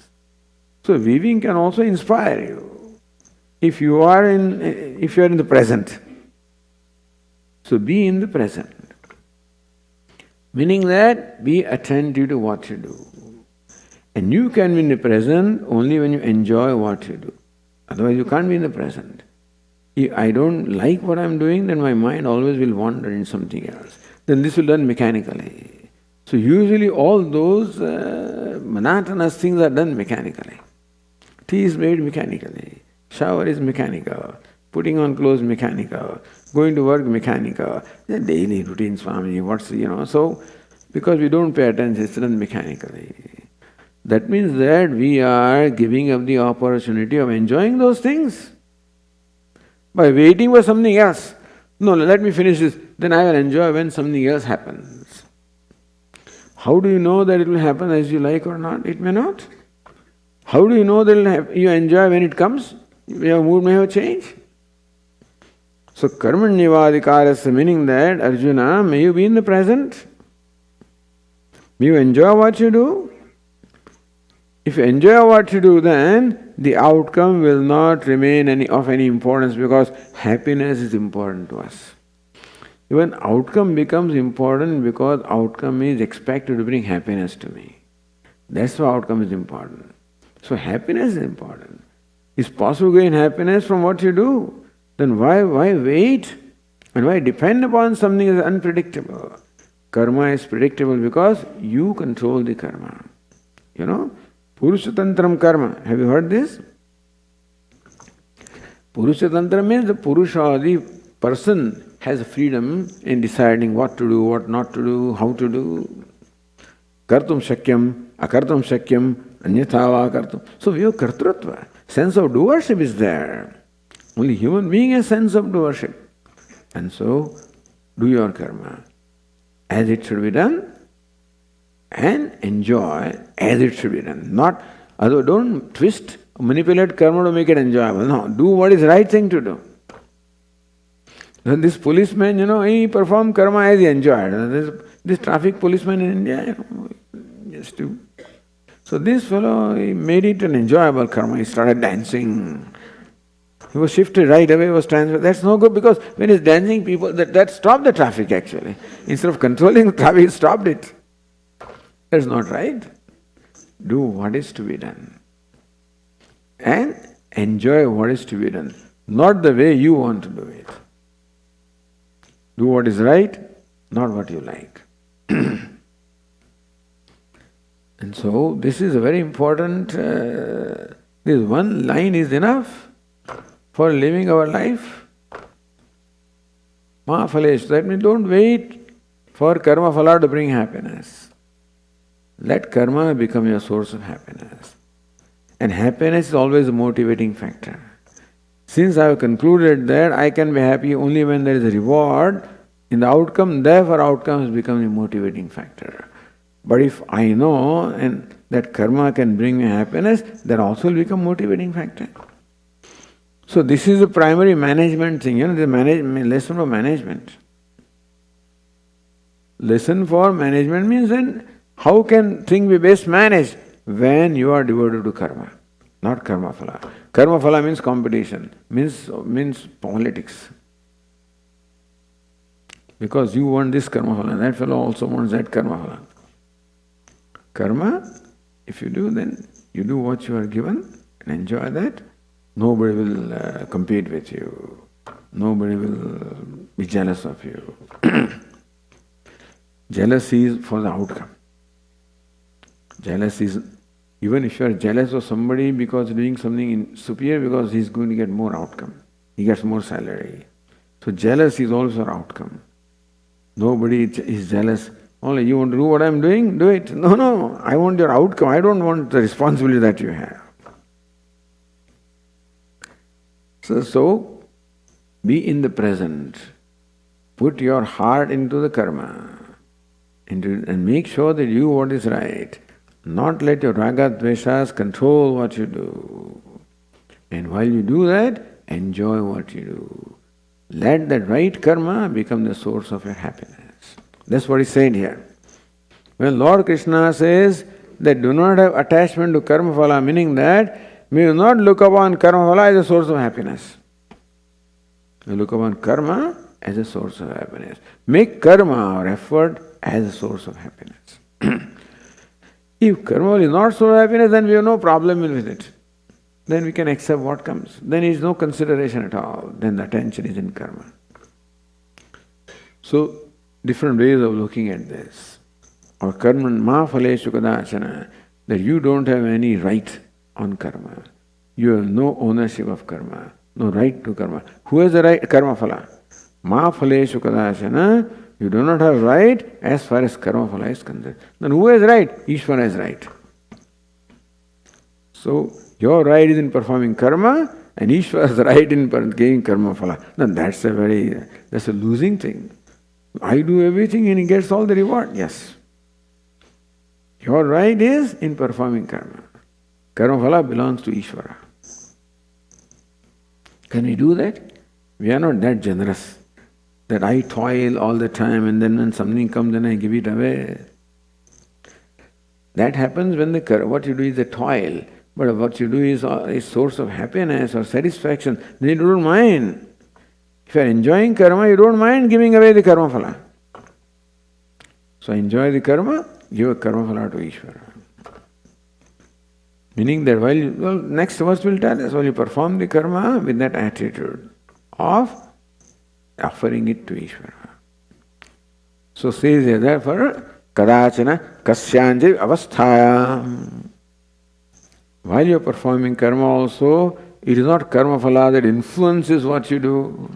It's karma that influences and determines what you do, not karma phala. And also when the karma phala comes also, let it not influence you. May not react to karma phala. Gracefully accept what comes.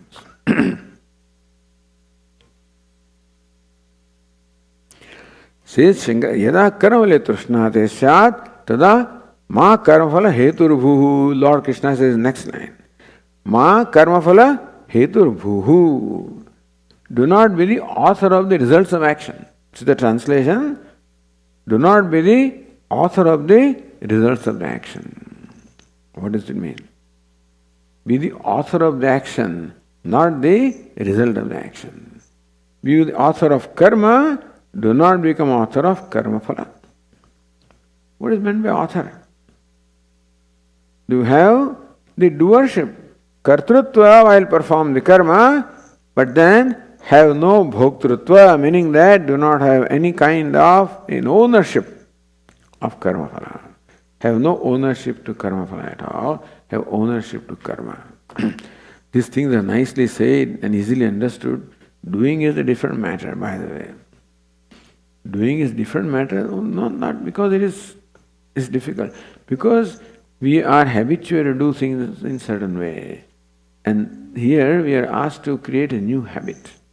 So giving up that old habit and pick up a new habit always takes time, requires alertness. If you are not alert, then mind will do it in an old rut, it will keep on doing things. So this requires, number one, understanding what Lord Krishna teaches. Number two, being alert. I'm performing karma. What's the right attitude? What's my role? What's the right thing to do? Etc. Karma phala. What is the right attitude here? And then putting it into practice. My habitual mind will resist because it has a different agenda. Mind's agenda is always getting gratification from karma phala. I have to change that agenda. If mind learn to get gratification from karma, so it is changing or transforming the mind, educating the mind. That is how the growth takes place. That's how emotional maturity, what they call inner purification, takes place. Not by doing things, by doing the right attitude. The right attitude requires that I have to let go the wrong attitude with which I am habituated. Meaning that I have to overcome my habit and create a new habit, create a new channel. That's called nididhyasanam. I am a jiva, I am a jiva, I am a jiva. No, I am Brahman, I am Brahman. That's the example of nididhyasanam. Here also, my mind comes of habit. This is my, I am the one, this karma belongs to me, belongs to, no, belongs to Ishvara. Karma I am doing for that reward. No, karma I am doing for the sake of karma. Let karma be your reward. Let karma be your source of gratification, source of happiness. So, ma karma phala heturbhuhu. May not become the author of karma phala. Meaning that may have no attachment or identification with karma phala. Have identification with karma. A time will come when we'll ask to give that identification also. But not right now. This is the karma yogi who has sense of kartrutva, by the way. Karma yogi has a sense of doership.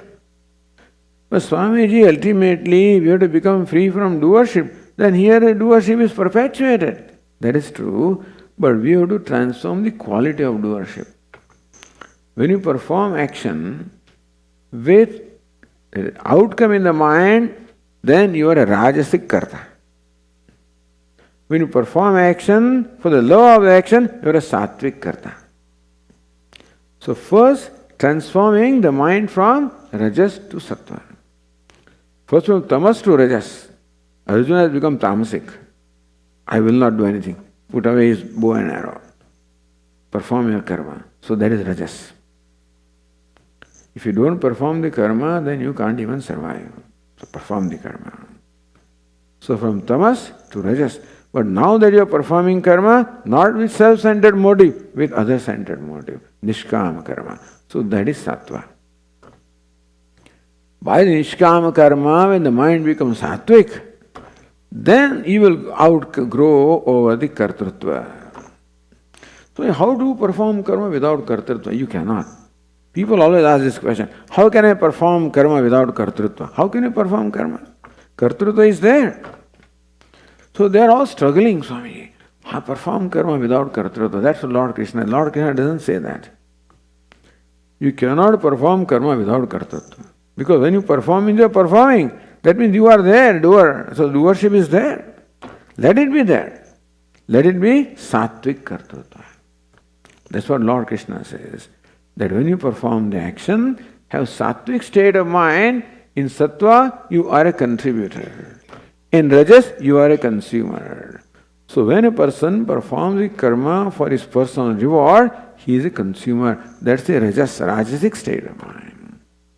When a person performs the karma, other-centered, nishkama karma, then also kartrutva is there, but sattvic kartrutva is there. So you have to practice sattva. Because rajas has become a habit. Selfishness has become a habit. You have to create a new habit of unselfishness, which is painful. This is a little painful thing.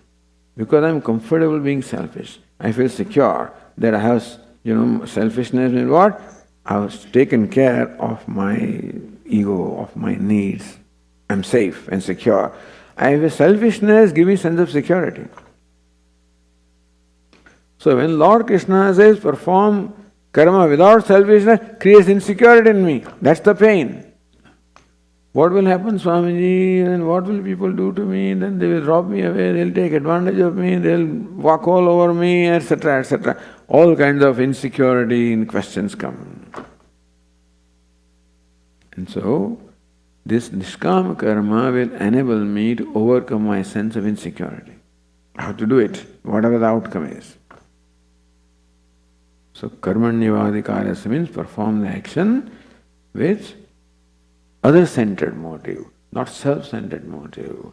Be a contributor, not a consumer. A contributor also is a karta, but a sattvic karta. A consumer is a rajasic karta. And a non-doer is a tasamic. That kartrutva is there. Even when Arjuna does not do karma, there is kartrutva. That's what Lord Krishna says. Akarmani karma yah pashet. One who sees kartrutva even in the inaction. Arjuna is inaction. He thinks that I am not doing. You are. Because your mind wants to do and you are controlling and preventing it from not doing. There also karma is involved. So not doing is tamasic kartrutva. Self-centered doing rajasic kartrutva. And other-centered doing sattvic kartrutva. Kartrutva is always, as long as ignorance is there, kartrutva is there. Whether you do or not. So Lord Krishna says, karmani akarmaya pashet, akarmani cha karmaya. Akarmani is inaction, like Arjuna. There also karma is involved, because I am not doing it. So that sense of I-ness is there, ego is there. That is the kartrutva there, tamasic kartrutva is there. Recognize that. So, that's how Lord Krishna teaches here how to live life. Be in the present. Do what is right. Don't fall for temptations of the mind. Don't fall for any shortcuts. Do what is right. Whether it is painful or not. Doing right may be painful. Accept that pain. Because no pain, no gain. And then giving up the outcome, reward, attachment for outcome also is painful. Helping somebody else, and that means that you mean I have to set aside my own self-interest and I have to give pride to the interest of other person. That also is painful. My self-interest always comes first, but not. So it may involve pain. The pain is because of giving up attachment. Pain is because what I'm attached to, I have to give up. And that causes pain. But that's the pain which brings you gain. Pain will come anyway. With attachment also, pain will come later. Giving up attachment, pain comes now. With attachment will come later. So pain you have to go through. But you decide of going, otherwise pain will attach you anyway. It will catch up with you. You cannot avoid it. Then do it righteously. So that is sattvic pain. That will be rajasic or tamasic pain. So ma phaleshu kadachana says ma karma phala heturbuhu. Says Shankara, if you perform the karma with trishna or with craving for karma phala, then it is equal to saying that you are karma phala hetu, you are the author of karma phala. Meaning perform karma all right without the attachment to the outcome or karma phala. Then the question, if I have nothing to gain personally, why should I do anything? You are asking to perform karma without the agenda of personal gain, then why should I do anything? So Lord Krishna says, last line, Mate sangostu akarmani. May let your attachment not be to inaction. If I have nothing to gain, I won't do. No. You have something to gain. There is gain of two kinds. When you perform an action, two kinds of gain can be there. One is gain, which is a physical gain, material gain, worldly gain. Second gain is what you call spiritual gain in terms of inner purification. So when you perform an action, other-centered action, as a contributor, then there may not be personal gain in terms of ego gratification, but there is gain in terms of inner purification. And that is a lasting gain. This gain comes and goes. What comes as a material gain comes and goes. The gain in terms of inner purification is a lasting gain. So, Mahate Sangas Akarmani, not thinking that doing something for somebody does not bring any gain to me. No. Doing something for somebody brings gain to you also. Physical gain goes there, inner gain comes to you. If you get physical gain, you don't get inner gain. If you perform action for physical gain, you don't get inner gain in terms of inner growth or happiness. But if you perform action for gain of somebody else, then inner gain comes to you in terms of inner satisfaction, inner purification. So recognize the value of selfless action and don't give it up, thinking that it is of no use to me. It is of use to you because it brings about inner purification. In that sense, karma becomes a means of moksha, which is what you want. Okay, we'll take a break here. Om Purnamadah Purnamidam Purnat Purnamudachyate Purnasya Purnamadaya Purnameva Vasishyate. Om Shanti Shanti Shanti. Hari Om. Shri Gurubhyo Namaha. Hari Om. Shuddhatma ji has a couple of words, please listen to him.